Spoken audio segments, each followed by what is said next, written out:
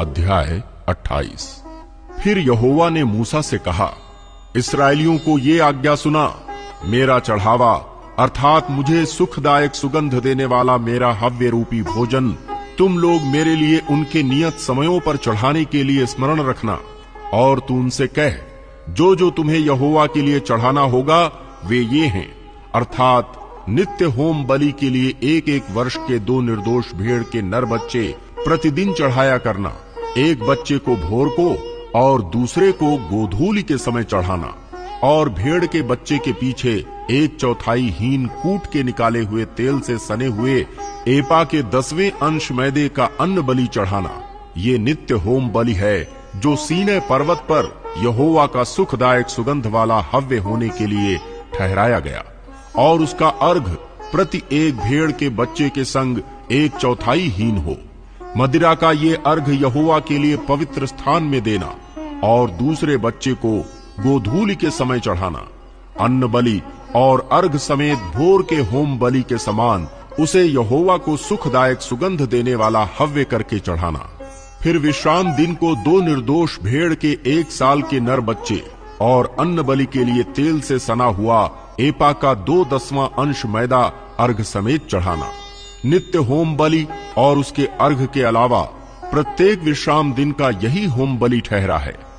फिर अपने महीनों के आरंभ में प्रतिमाह यहोवा के लिए होम बलि चढ़ाना, अर्थात 2 बछड़े, 1 मेढ़ा और एक एक वर्ष के निर्दोष भेड़ के 7 नर बच्चे, और बछड़े पीछे तेल से सना हुआ एपा का 3/10वां अंश मैदा, और उस एक मेढ़े के साथ तेल से सना हुआ एपा का 2/10वां अंश मैदा, और प्रत्येक भेड़ के बच्चे के पीछे तेल से सना हुआ एपा का 10वां अंश मैदा।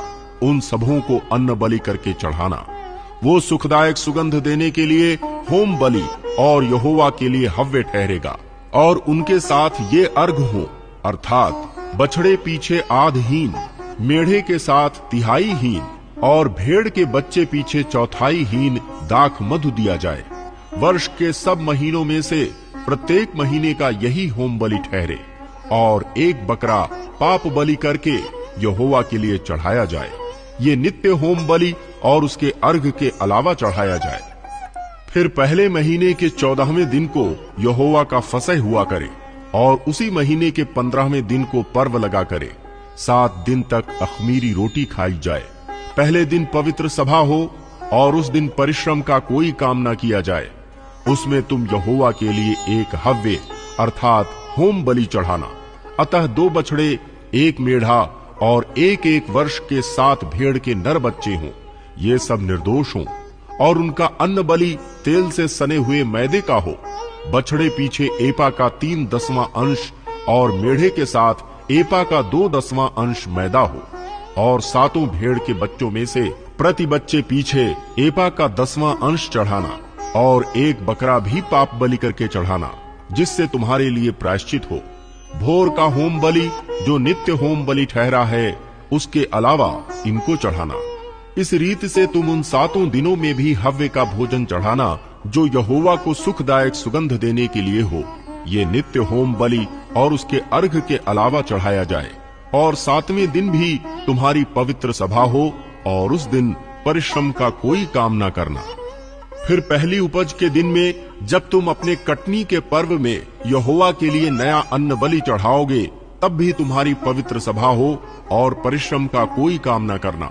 और एक होम बलि चढ़ाना जिससे यहोवा के लिए सुखदायक सुगंध हो, अर्थात 2 बछड़े, 1 मेढ़ा और एक एक वर्ष के 7 भेड़ के नर बच्चे।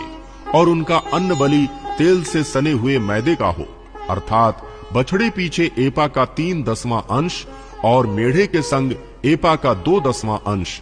और 7 भेड़ के बच्चों में से एक एक बच्चे के पीछे एपा का 10वां अंश मैदा चढ़ाना। और एक बकरा भी चढ़ाना, जिससे तुम्हारे लिए प्रायश्चित हो। ये सब निर्दोष हो और नित्य होम बलि और उसके अन्न बलि और अर्घ के अलावा इसको भी चढ़ाना।